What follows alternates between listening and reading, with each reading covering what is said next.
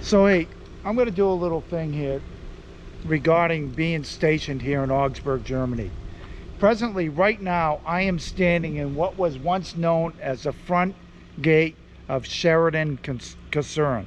Now, Sheridan Kaserne was the main base for my unit, and we worked at a place called Gablingen. So the main gate was right here. This was the main gate, and you would have to be entered into the Kaserne from here. My auto insurance company was right in one of these, was right in here somewhere. I'm thinking this is all new, and I know this was a military supply called Kalkas that everybody used to use. You could have name tags made for your uniforms, things of that nature. They also had a cleaning service, dry cleaning, etc. But this was my base. And you must remember, there used to be a gate guard right here, and they would stop traffic and let you through with your ID card, things of that nature. We're going to take a little ride down to see if we can get to where the barracks was.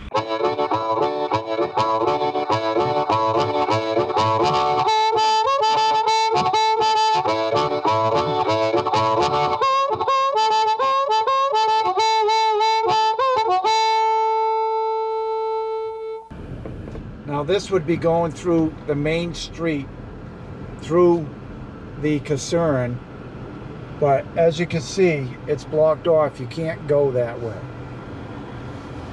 So I'm going to go around this little rotary and see if I can find a way down.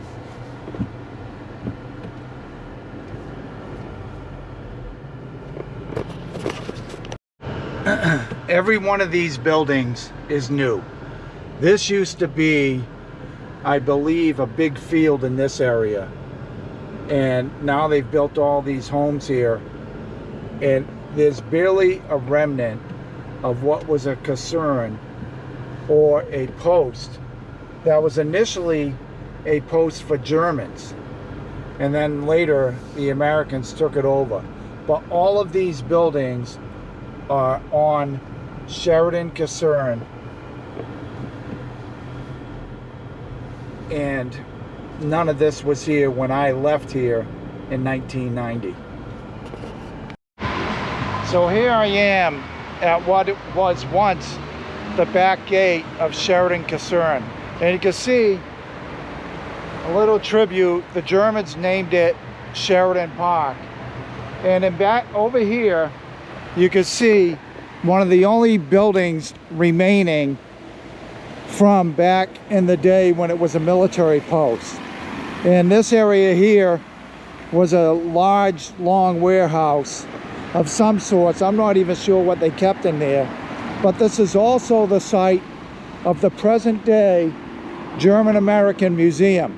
And it's in a museum the Germans have set up, and that's a German club. It always takes like a grassroots organization.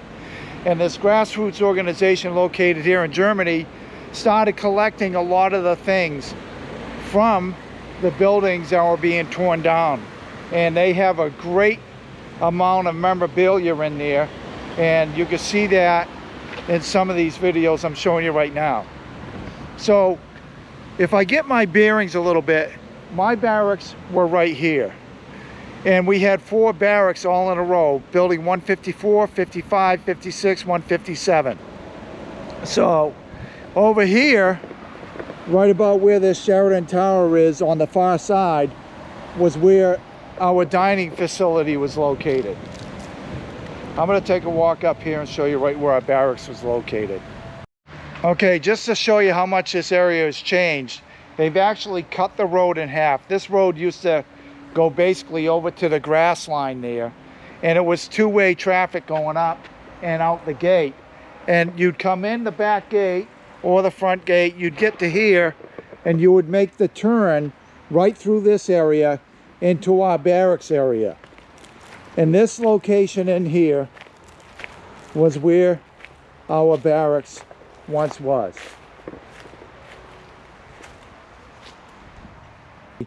And the last time I saw 157 standing was in 2010. You can see some pictures of that here. And now, I don't know what this means, but there's numbers on the wall. Maybe somebody picked up this was where building 157. I don't know if that has any connection at all. But this was where our barracks was. And now, as you can see, all gone. Not even a reminder that it was here, other than these original fence lines, other than this original building. And just to give an example, in order to get our mail, we would walk out here and go up just past the end of that building and over there, and that's where our post office was.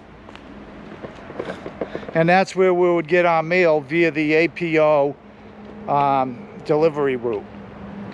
And you know, I can't tell you how many times I drove up and down this street in my 20s.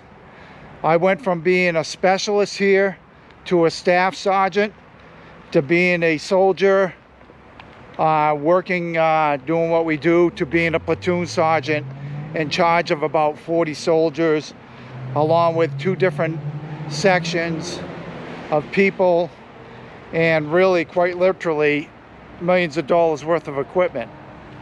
And it was a pretty exciting time. It was a lot of responsibility, and I was a platoon sergeant in my late 20s. And you know, I got a lot of memories here, and to come back here is something else. Now, I will say, there used to be a big wall here that prevented, if they closed the gate, nobody could come in here. And this highway, this road has been here, but that road, the highway with the bridge, that was built while I was here. So what I'm going to do is I'm going to take a spin down this way, which will take me over to a city called Steppach. And I used to live over there. I want to take a ride over there and see if the house I lived in is still there. Because in 2018, when I was last here, I stopped in there and the house was in a lot of disrepair. We actually had a beautiful backyard pool. It was empty, it was falling apart. So I'm going to take a ride by there just to see if it's there. So at one time, I lived here. The sad thing is, it looks like the house I lived in is now gone. Like I said, the house 5 years ago had fallen into some disrepair, and it really needed to be rebuilt. And it looks like what they did is they built, it looks like looks like there might be 6 units in this house. When I lived here, it was a 2-family. What I did is I rented it out for a year from a young family whose grandfather lived upstairs, and he would swim in the pool. It was a beautiful area. It was right close to Sheridan Kaserne. Kind of sad to see the house gone, but you know, one of the things you have to understand with life is things move on, whether you want them to or not. And this is just a little bit of nostalgia for me, driving around here and checking places out that I used to go. And I'm just having fun today, you know. It's getting warm though, and I'm gonna have to get a bite to eat somewhere. So I'm here in a little village called Steppach, and this was another place I lived. And I lived out here for a couple of years, and this is the building we would walk down. And my apartment was the second to the last one on the left. It's a nice little apartment, and we had friends here. We had friends on the other side. So my apartment was 2D, as you can see. This is my apartment. Well, looks like they got a new door, because the door I had was like that. I knew my neighbors. Some of them were Americans. It was a nice place to live. This place was a quaint village. I just drove through it. It's totally built up. When I was here, there was nothing here. You know, it was a small village. It had a bakery, this. Sheep used to be herded up the street. But I'm going back to 1988 to 1990. And I just think it's interesting to see all the changes here. I do remember this sports center with a soccer field on the back. I remember this is where I used to park my car, down in here. But Steppach has changed a lot, because I can tell you, all those buildings over there were not there. You know, and on the road out here, from the edge of Augsburg to here, about all that was out there was a McDonald's that was built while I was here. Now it's all built up. There's shopping centers down there, along with hardware stores, like what we would call Home Depot, things of that nature. There's just, everything is there. And we used to take our dog and walk it up here, and it was an interesting place. It was a beautiful place. As time rolls on, you get that whole creeping of urbanization, and Europe is no different. No different at all.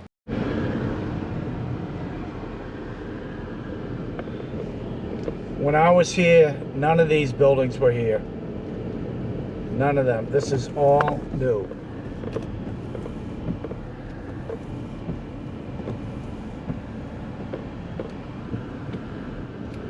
This is all new. There was actually farm here to my left.